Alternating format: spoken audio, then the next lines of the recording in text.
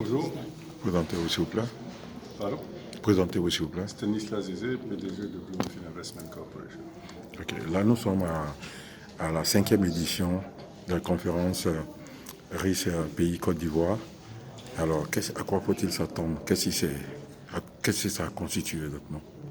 Alors, la 5e édition de la conférence RIS-Pays c'est une édition de conférence de risque pays. Le risque pays, c'est établir la cartographie de risque d'un pays. En l'occurrence, nous faisons les risques pays Côte d'Ivoire. Donc, cette 5e édition est la 5e édition des conférences risque pays Côte d'Ivoire. Nous avons sorti un rapport et ce rapport sera discuté aujourd'hui toute la journée. Nous avons déjà eu 2 panels, nous en aurons 2 cet après-midi. L'objectif, c'est justement de discuter de façon constructive des forces, des faiblesses et des opportunités pour l'investissement en Côte d'Ivoire. On a déjà parlé ce matin de la résilience de l'économie ivoirienne et comment la consolider. Nous avons parlé également de la dette de la Côte d'Ivoire et comment réduire le niveau de l'endettement et plutôt mettre l'accent sur des ressources propres, comment trouver des ressources propres. Et ce soir, nous allons parler du système de santé de la Côte d'Ivoire et voir quelles sont les pistes de réflexion pour avoir un système qui soit plus consolidé et parler aussi des effets de la pandémie sur, si vous voulez, les populations ivoiriennes. Comment elles ont été affectées et quelles sont les mesures qui sont prises pour justement limiter les impacts négatifs. Aujourd'hui, c'est la Côte d'Ivoire, mais avant la fin de l'année, nous ferons le risque payé d'un autre pays. L'idée, c'est de faire de cette conférence institutionnelle une plaque tournante. Nous allons faire le risque payé dans différents pays d'Afrique. Et l'idée, à la fin de la journée, c'est d'avoir une cartographie des risques faite par des structures africaines qui maîtrisent mieux l'environnement et qui ont la capacité de mieux nuancer et mieux interpréter le risque sur le continent. Et c'est quelque chose que nous voulons encourager sur le continent pour réduire la mauvaise perception que l'étranger, que les investisseurs internationaux ont sur l'Afrique. Cette mauvaise perception s'est construite à partir de certains indices, certainement, certains codes. Mais aujourd'hui, il est important de donner la bonne information. Il ne s'agit pas nécessairement de donner que des informations bonnes, non. Il s'agit pas que des informations positives, non. Il s'agit de donner la réalité, les informations réelles, qu'elles soient bonnes, qu'elles ne soient pas bonnes, que ce soit des points positifs ou des faiblesses. L'idée, c'est de pouvoir justement construire autour de tous ces paramètres qui seront établis une narrative qui permettrait à l'Afrique d'aller de l'avant. Aujourd'hui, en termes de risque pays pour la Côte d'Ivoire, pour nos spectateurs, qu'est-ce qu'ils peuvent retenir en quelque On peut sorte? retenir aujourd'hui que la Côte d'Ivoire a une note de 5,6, ce qui représente un risque modéré. Ça veut dire qu'il n'y a pas de frein à l'investissement en Côte d'Ivoire. Ceci dit, il y a des faiblesses qui devraient être adressées, notamment sur la dette, le service de la dette qui commence à être une problématique. Et la structure de la dette aussi commence à être une problématique. Et qui sont les créanciers de la Côte d'Ivoire commence à être une problématique qu'il faut adresser à moyen terme. Ce que nous retenons aujourd'hui, c'est que la Côte d'Ivoire est un pays résilient qui a pu absorber si vous voulez, les chocs de la pandémie, parce que la Côte d'Ivoire, à la fin de l'année 2020, s'est retrouvée avec 1,8% de croissance, donc une croissance positive.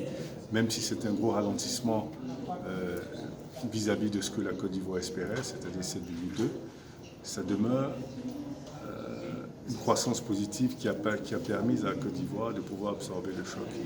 Dans l'UEMOA, vous n'avez que 2 pays qui ont justement eu cette croissance positive, la Côte d'Ivoire et le Bénin. Tous les autres pays ont été en récession. Donc, en pareille circonstance, avec un choc aussi violent, pouvoir faire une croissance positive est un élément significatif de résilience.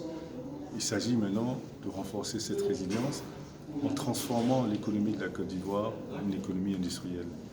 La Côte d'Ivoire a accompli la première partie de cette logique de développement économique qui est la diversification. Donc, la Côte d'Ivoire est une économie très diversifiée. Aujourd'hui, il s'agit de consolider cette résilience avec la transformation de l'économie de sorte à arriver à un niveau où l'économie de la Côte d'Ivoire devient autosuffisante. Éventuellement au niveau de la dette, pays. Vous avez dit qu'il y a un risque au jour d'aujourd'hui. Est-ce que vous avez une ébauche de solutions? Écoutez, je crois que la solution de la dette, déjà, c'est de favoriser ou privilégier emprunter en monnaie locale. Ça, c'est la première chose. La deuxième chose, c'est renforcer les ressources propres de sorte à emprunter moins. Ce que ça veut dire, c'est formaliser l'économie, qui est pour la majorité informelle, formaliser l'économie de sorte à élargir l'assiette fiscale de la Côte d'Ivoire pour pouvoir engendrer beaucoup plus de revenus. Donc, plus de revenus ce pays engrangera, moins il aura besoin d'accéder au financement. La deuxième chose, c'est les BOT. Donc le partenariat public-privé à travers les BOT, Build, Own and Transfer, qui est une solution, à mon avis, très intéressante pour combler le gap des infrastructures économiques. Donc l'État contracte avec un privé qui construit l'infrastructure, qui est une infrastructure lucrative, qui produit de la richesse. Et ce privé va exploiter sur une certaine période, généralement 30 ans, 20 ans, 40 ans, et ensuite se rembourser et restituer l'infrastructure à l'État. L'avantage de ce processus, c'est que non seulement l'État ne finance pas entièrement cette infrastructure, mais c'est qu'au bout de la période, au bout de la maturité, l'État récupère une infrastructure qui est lucrative, donc qui vient rajouter justement aux revenus propres de l'État. Aujourd'hui, au niveau du Covid-19, dans une situation de post-Covid, au niveau de la résilience, qu'est-ce que vous pensez que l'État doit favoriser, ou bien le gouvernement, pour pouvoir vraiment s'en sortir? Je crois aussi qu'une des solutions serait de remettre la priorité sur l'économie domestique, c'est-à-dire consolider les PME domestiques. Vous savez, vous avez 95% du tissu économique est constitué de PME, mais qui ne contribue seulement qu'à 20% de la richesse créée. Et c'est le contraire qui devrait se produire. Ce que ça veut dire, vous avez 5% du tissu économique qui produit 80% de la richesse.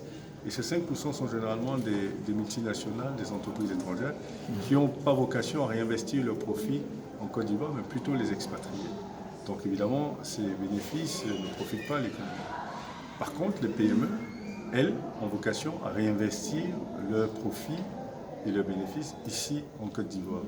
Donc l'idée aujourd'hui, c'est de dire qu'il faut renforcer la capacité de ces PME, de sorte qu'elles soient capables de générer beaucoup plus de richesses et pour qu'on atteigne un niveau où ce sont les PME qui produisent la majorité de la richesse créée dans ce pays. Et ça, c'est quand on rentre dans une volonté politique de faire du marché domestique le marché le plus puissant. Vous avez parlé tout à l'heure de transformation de l'économie elle-même pour que le développement puisse se faire comme on l'aurait souhaité.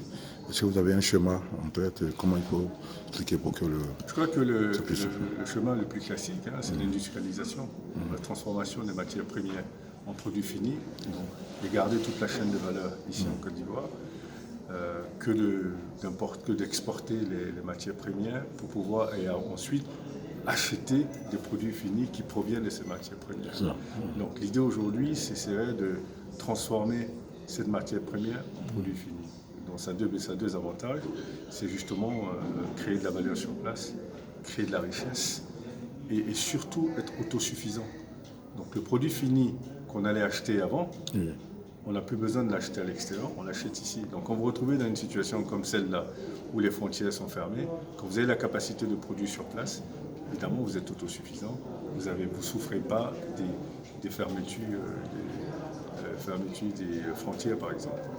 Et en termes de perspective pour Bloomfield dans son évolution, à quoi peut-il s'attendre dans le moyen court? Bloomfield note plus d'une centaine d'entités en partant de pays, collectivités locales, entreprises publiques, entreprises privées, institutions financières, instruments financiers. Et nous couvrons toute l'Afrique et maintenant nous couvrons aussi l'Europe. Nous sommes en France, en Angleterre et bientôt en Italie. Donc nous continuons notre expansion à travers le monde, même si nous avons vocation à être une agence panafricaine. Et nous essayons de consolider notre présence dans différentes capitales africaines par des représentations et aussi par justement faire la pédagogie de la notation financière, encourager la transparence, encourager la bonne gouvernance. Parce que c'est comme ça que nous allons pouvoir développer nos marchés de capitaux. Et puisque nous encourageons les États à emprunter dans leur monnaie locale et sur le marché panafricain, ce serait l'occasion justement d'encourager ces États et encourager ces entreprises africaines à emprunter sur le marché. Et encourager aussi les investisseurs, enfin les épargnants du continent à justement mettre à disposition les capitaux nécessaires qui permettraient aux entreprises et aux pays de pouvoir emprunter et de pouvoir emprunter en monnaie locale de sorte à réduire le risque d'exposition sur la devise. Et votre mot de fin pour la conférence RIS-Pays Côte d'Ivoire? Écoutez, je pense que la conférence se passe très bien. Nous avons des débats de très très haut niveau avec des personnes très compétentes, très qualifiées, des experts. Nous avons eu l'honneur de voir le ministre des Finances ce matin, le ministre du Budget, et nous allons certainement recevoir encore d'autres ministres cet après-midi. Et nous pensons que justement cette présence institutionnelle montre bien l'importance de cette conférence-là et montre bien que le rapport que nous sortons peut aider les autorités dans leur mise en place de politiques publiques qui soient adéquates dans le développement de la Côte d'Ivoire. Et donc, pour moi, c'est une réussite et ces conférences deviennent de plus en plus très importantes.